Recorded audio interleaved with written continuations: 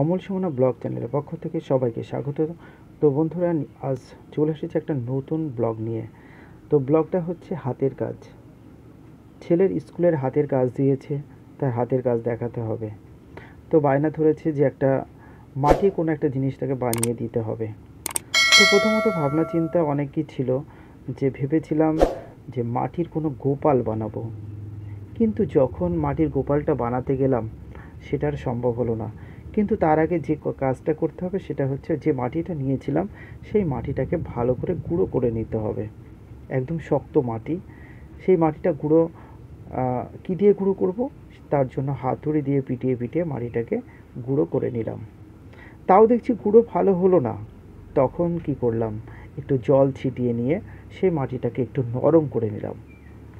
মাটিটা নরম করে নেবার পরে তারপরে আবার সেটাকে হাতুড়ি দিয়ে পেটাতে শুরু করলাম। আবার কিছুক্ষণ ধরে হাতুড়ি দিয়ে পিটিয়ে আর একটু ঝুরঝুরে করে নিলাম। যে গুটি গুটি যেগুলো ছিল সেগুলো একটু গুঁড়ো করে নেওয়া হলো। তারপরে গুঁড়ো করে নিয়ে তাতে জল ছিটিয়ে একটু মাখিয়ে নেওয়ার চেষ্টা করলাম। তো দেখলাম মোটামুটি মাখানো যাচ্ছে। তারপরে একটা মাটির একটা দলা মতন পাকিয়ে নিলাম। দেখলাম যে ভালোই মোটামুটি একটা আইডিয়া, যে মাটির কোনো জিনিস বানাতে গেলে মাটিটা যেমন দরকার সেরকম একটা পর্যায়ে চলে এলো। তারপরে চেষ্টা করলাম বানাতে। প্রথমত ওই গোপাল বানাতেই চেষ্টা করেছিলাম, দেখলাম না, আমি সেটা পারলাম না। কারণ অনেক দিন আগে এই মাটির কাজগুলো করেছিলাম, মাঝে আর এই ধরনের কাজগুলো করা নেই। সবই তো একটা অভ্যাসের ব্যাপার, তাই না? তো এই বানাতে বানাতে তোমাদের সঙ্গে একটা গল্প শেয়ার করি, আমার স্কুলেরই একটা ঘটনা। তখন আমরা ক্লাস 6 কি 7-এ পড়বো, সেরকম একটা ব্যাপার। তো ওয়ার্ক এডুকেশনের সময় আমাদের এরকমভাবে বিভিন্ন কাজ দেওয়া হতো, মাটির কাজ। তো আমরা বাড়ি থেকে অনেকেই অনেক কিছু বানিয়ে নিয়ে যেতাম। তো আমার বন্ধুরা, এক বন্ধু, সেও মাটির জিনিস বানিয়ে নিয়েছিল। যখন আমরা সবাই স্যারের কাছে দেখাচ্ছি, দেখানোর পরে সবার তো দেখলো, কিন্তু ওরটা দেখে বলছে, কিরে, তোর এই আমটা একটু শেপটা একটু অন্যরকম লাগছে কেন, একটু ভারীটাও বেশি লাগছে, কেন লাগছে, তার রহস্যটা কি? তো রহস্যটা এটাই, যে দেখা গেল যে আমার বন্ধু কী করেছিল, নিজে আমের শেপটা দিতে না পেরে কোনো একটা আম নিয়ে, সুন্দর একটা আম নিয়ে তার উপরে মাটি দিয়ে ভালো করে প্রলেপ দিয়েছিল।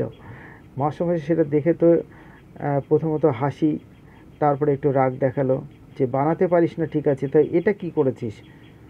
তো যাই হোক, অনেক বকাঝকা করলো। তারপরে সে অন্য কিছু বানালো। যাই হোক, তোমাদের সঙ্গে এই কথা শেয়ার করতে করতে আমার দেখো কাজ অনেকটা এগিয়ে গেছে। কারণ এই মাটির শিবলিঙ্গ আমি কখনো বানাইনি, এই প্রথম। যেহেতু ছেলে বায়না করলো, তাই এটা বানিয়ে দেওয়ার চেষ্টা করলাম। মাটির জিনিস তো একটু চেষ্টা করলেই বানানো যায়, তাতে একটু সময় লাগে, আর যে পারে তার কাছে তো সময়ের কোনো ব্যাপার না, তাড়াতাড়ি হয়ে যায়। আমার এটা সময়টা বেশি লেগেছিল। কয়েকবার বানানোর চেষ্টা করছিলাম, কিন্তু কয়েকবার ভেঙে যাচ্ছিল, ব্যাকা হয়ে যাচ্ছিল। তাও ধীরে ধীরে সেটাকে বানিয়ে তোলার চেষ্টা করলাম। মোটামুটি একটা শেপের জায়গায় চলে এলো, দেখো। কারণ এসব জিনিস মাঝে মাঝে চর্চা, এগুলো হাতের কাজ, তো চর্চা থাকলে পরে করাটা সুবিধা হয়। যেহেতু মাটির জিনিস আগে যখন স্কুলে ওয়ার্ক এডুকেশনের সময় বানাতে দিত, তখন আমরা বানাতাম। আর অনেক দিন এই সমস্ত কাজ করিনি। যাই হোক, মোটামুটি একটা শেপে এসেছে। দেখে মনে হচ্ছে যেরকম শিবলিঙ্গ মতোই হয়েছে। তো একটু ফিনিশিং করে এবার এটাকে কি করতে হবে, রোদ্দুরে শুকোতে হবে। তো দেখো মোটামুটি ভালোই শুকিয়ে গেছে একদিন রাখার পরে। তারপরে রোদ্দুর থেকে আনার পরে এটা যেখানে এবড়ো খেবড়ো ছিল সেখানে একটু প্লেন করে দেওয়ার চেষ্টা সমান করে দেওয়ার চেষ্টা করলাম এই ছুরিটা দিয়ে। তো মোটামুটি একটা জায়গায় আনা হয়েছে। আর কী ব্যাপার বলো তো, যেহেতু দোআঁশ মাটি, তো আর দোআঁশ মাটিতে এই ঝিলটা একটু বেশি থাকে। এর মধ্যেও ঝিলটা ছিল, অনেক ফেলে দিয়েছিলাম।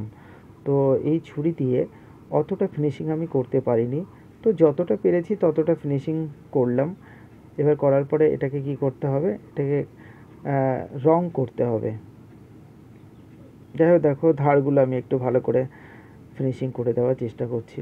যেখানে যেখানে মনে হচ্ছে যে একটু উঁচু আছে, একটু বেঁকা আছে, ফিনিশিং হয়নি, সেগুলো বারবার করে দেওয়ার চেষ্টা করলাম। যাই হোক, এইবার রঙটা, উপরে কালারটা আমি আর করলাম না, সেটা অনিরুদ্ধ নিজেই কালারটা করছে। তো দেখো খুব সুন্দরভাবে এই কালারটা দিচ্ছে।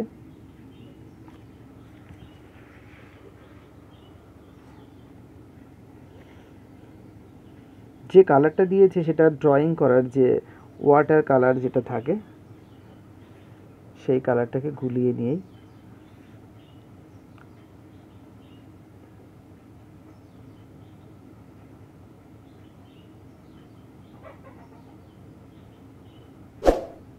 তুলি দিয়ে সুন্দরভাবে, আর তার উপরে শিবের চক্ষুদান করে দিল